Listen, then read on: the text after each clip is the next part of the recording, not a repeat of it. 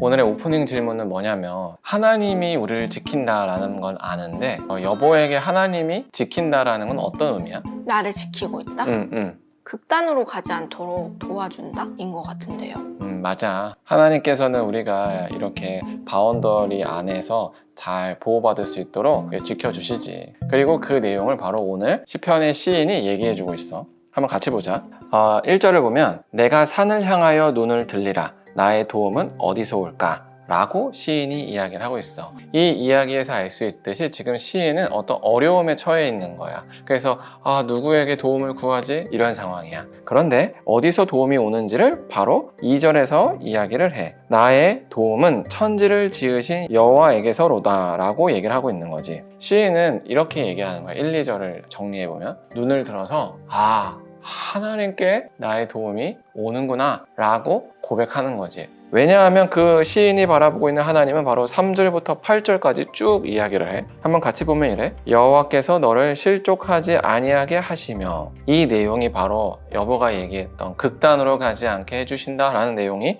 포함되어 있는 거지. 그리고 너를 지키시는 이는 졸지를 아니하시리로다 라고 얘기해. 하나님은 졸지 않는다라는 말은 언제나 우리를 지키신다라는 내용이지. 그리고 4절에서 이스라엘을 지키시는 이는 졸지도 아니하시고 주무시지도 아니하시리로다. 그리고 5절에서는 여호와는 너를 지키시는 이시라. 여호와께서 내 오른쪽에서 너의 그늘이 되시나이니. 이 말은 마치 우산 또는 큰 나무와 같이 생각하면 좋을 것 같아. 이스라엘은 광야가 있고 머리에 직사광선이 내리는 곳이야. 그런데 거기서 그늘이 된다는 건 뭐야? 쉼을 준다는 거야. 내 머리에 직사광선이 계속 맞으면 죽어버려. 뇌가 익으니까. 근데 그늘이 된다는 건 대신해서 그 직사광선을 맞아주고 나에게는 휴식을 준다라는 거지. 하나님은 그러한 리더십을 가지고 있다라는 거예요. 그리고 6절에서 낮에 해가 너를 상하지 아니하고, 바로 직사광선을 내리쬐는 그 해가 나를 상하지 못하도록 하나님이 내 머리에서 그늘이 되어 지켜주시고, 밤의 달도 너를 해치지 못한다. 그리고 7절에서 여호와께서 너를 지켜 모든 환난을 면하게 하시며 또 내 영혼을 지키시리로다. 8절에서 여호와께서 너의 출입을 지금부터 영원까지 지키시리로다 라고 얘기합니다.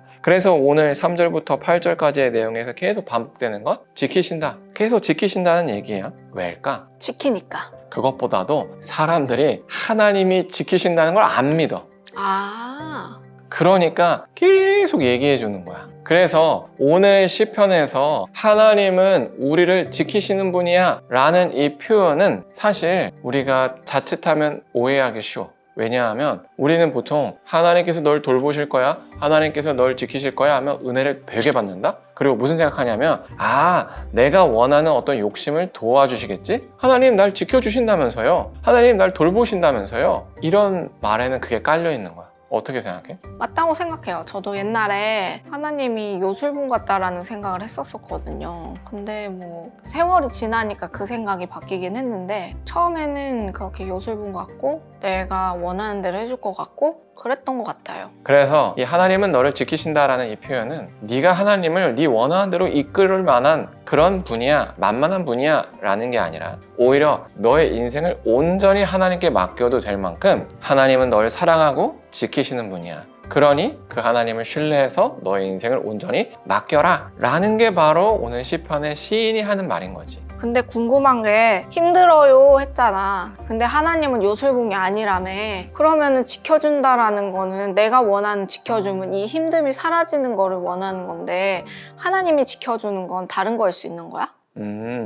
좋은 질문이네. 바로 이런 거가 중요한 것 같아. 그 힘듦이 왜 생겼는가?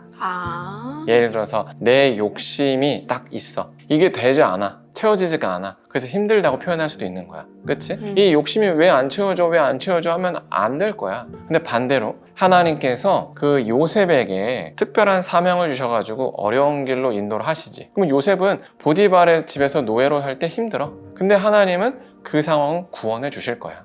왜? 하나님께서 주셔서 가게 된 길에서 경험한 힘듦이기 때문에 그래. 그러면은 이제 인생을 살아가다가 마지막에 노년에 뒤를 돌아보면 하나님께서 이때도 나를 지켜주셨구나 라는 걸 느낄 수 있는 거예요? 그렇지. 그러면은 마지막에 돌아보지 않으면 계속 힘들겠네. 마지막에 돌아보지 않으면 계속 힘들다기보다는 애초에 인생 자체가 힘드니까 그 인생을 하나님께 맡기라는 거야. 그러면 하나님이 너의 인생을 지켜주실 거야 라는 메시지인 거지. 그러면은 요셉이 보디발의 집에 있고 감옥에 있을 때 하나님께서도 그때도 요셉을 지켜주셨을 거 아니에요. 그렇지? 그러면은 그 요셉은 하나님의 지켜주심을 어떻게 느꼈을까? 되게 좋은 질문이다. 그래? 되게 좋은 질문이야. 어떻게 느꼈냐면 숨 쉬듯이 느꼈을 거라고 봐. 왜? 숨 쉬듯이 하나님과 교제했었을 거니까. 어떻게? 예를 들면 이거지. 하나님, 제가 너무 마음이 낙심되는데 그래도 하나님 말씀대로 저 주인을 잘 섬겨야겠죠? 이렇게 하면서 다시 섬기는 거야. 그러면 마치 나의 이 신음하는 소리에 응답을 하듯이 그 주인을 통해서, 다른 사람을 통해서, 그래 요셉아, 내가 너의 마음 잘 보고 있다는 식의 어떤 이벤트를 자꾸 주시는 거지.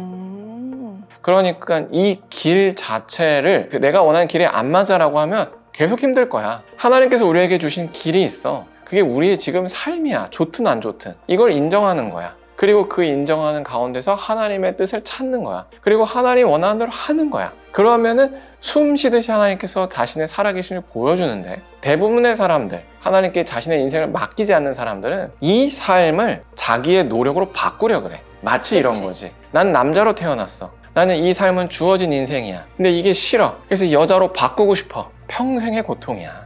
근데 어쩌면 이렇게 생각할 수 있는 거지. 내가 남자라는 게 싫다라고 느낄 수는 있는데 그것이 어쩔 수 없는 삶이라면, 그렇다면 하나님, 제가 이 남자로서의 삶을 어떻게 살아내야 합니까? 라고 질문을 바꾸는 순간 하나님께서는 다른 은혜의 길을 주신다라는 거야. 이게 바로 시편의 시인이 오늘 우리에게 요청하는 거지. 그 길을 맡겨봐. 하나님은 널 지키시는 분이야. 우리의 도움은 어디서 와? 눈을 들어 산을 봐라. 그 산 위에 계신 하나님이 너를 도우신다. 이 얘기를 하는 거지. 그러니까 하나님께서는 나를 지키고 계시고 나의 삶이 지금 이렇게 되어 있는 것 자체도 하나님이 나를 이끌고 계시는 거니까 그렇지. 나는 이 하루에 최선을 다하고 음. 하나님께서는 나를 지켜주실 거라는 믿음을 가지고 매일매일 최선을 다해서 살라는 소리네요. 그치. 그런데 그 최선의 방향이 하나님의 말씀대로여야지 이 상황을 내 입맛에 맞추려고 하면 안 된다는 거야. 아니 그게 아니라 회사를 다니면 오늘 하루를 최선을 다하는 거는 회사 일을 최선을 다하는 거잖아요. 회사 맞아. 일에. 근데 이거 있어. 왜 그 회사 일을 하지? 누구는 돈 벌기 위해서 최선을 다할 수 있어. 근데 누구는 그 직장에서 하나님의 뜻대로 행하기 위해서 최선을 다할 수 있어. 그래서 회사 사장님을 섬기고 고객을 섬기고 직원을 섬기기 위해서 최선을 다하겠지? 그럼 그 과정에 그들이 요청하는 퍼포먼스가 있을 거야.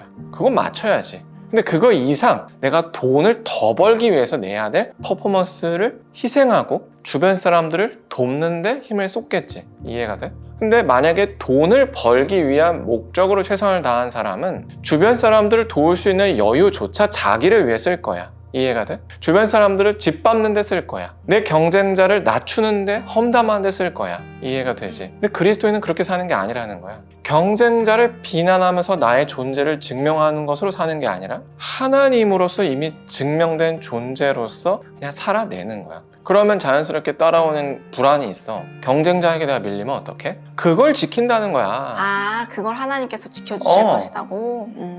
그걸 지켜준다는 거야. 근데 우리가 하나님 지키신다라고 했을 때 아마 처음에 얘기했을 때는 그래, 내가 원하는 어떤 삶의 안정적인 걸 지켜주겠지라고 생각하겠지.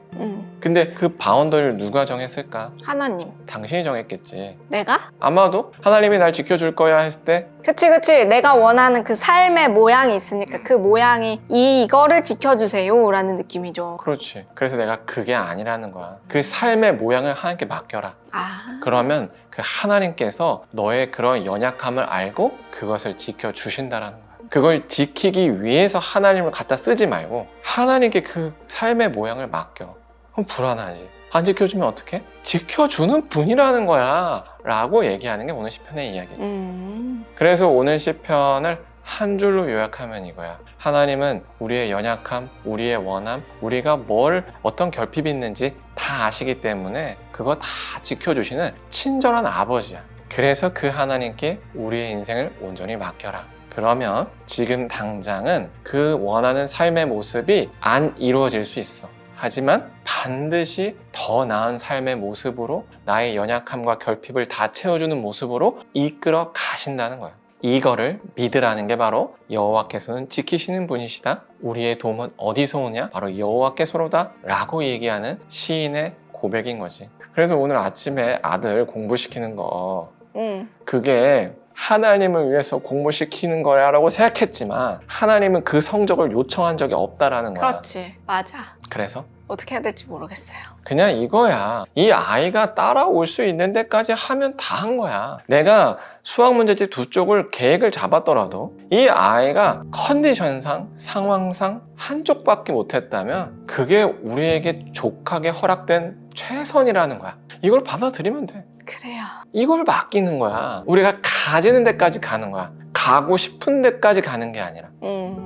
알겠습니다. 그래요. 우리 여기까지 하고 기도로 마칩니다. 사랑의 하나님, 우리가 시편 121편을 통해서 우리가 인생을 하나님께 맡기면 하나님께서 우리의 인생을 지켜주신다는 것을 나눴습니다. 내가 원하는 삶을 내가 만들려고 90%의 인생을 힘들므로 낭비하지 않게 하시고 하나님께서 주신 인생을 수용하는 그 적응 과정에서 잠깐만 힘들고 나머지 과정을 쉽고 형통하게 사는 삶을 누리게 하여 주시옵소서. 그래서 하나님이 우리의 인생을 얼마나 잘 지켜줬는지를 늘 보고 감탄하고 영광 돌리며 그 은혜를 주변 사람들에게 나눌 수 있게 하여 주시옵소서. 예수님의 이름으로 기도합니다. 아멘. 아멘.